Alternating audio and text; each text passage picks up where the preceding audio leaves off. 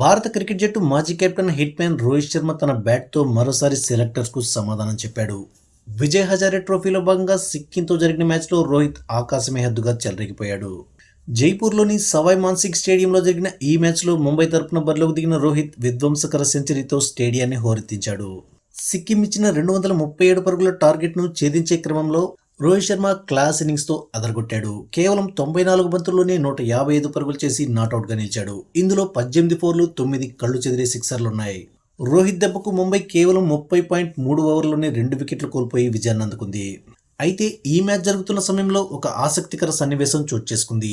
అదేంటంటే గ్యాలరీలో BCCI selector RP సింగ్ను చూసిన అభిమానులు వెంటనే టీమిండియా హెడ్ కోచ్ గౌతమ్ గంభీర్ను ఉద్దేశించి నినాదాలు చేయడం ప్రారంభించారు. గంభీర్ ఎక్కడున్నావు, చూస్తున్నావా రోహిత్ ఆటను అంటూ ఫ్యాన్స్ గట్టిగా అరిచారు.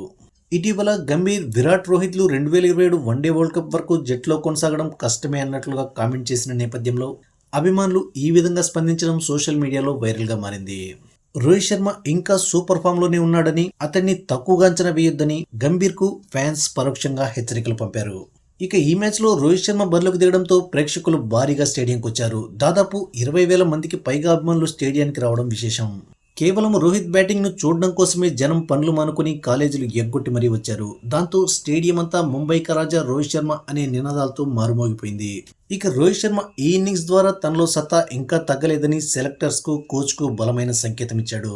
విజయ్ హజారే ట్రోఫీలో రోహిత్ చేసిన ఈ సెంచరీ కేవలం ఒక ఇన్నింగ్స్ మాత్రమే కాదు, తనపై వస్తున్న విమర్శలకు సమాధానం కూడా. గంభీర్ ప్లాన్స్ ఎలా ఉన్నా హిట్ మ్యాన్ ఫామ్లో ఉంటే ఆపడం ఎవ్వరికీ సాధ్యం కాదని ఈ మ్యాచ్ మరోసారి నిరూపించింది.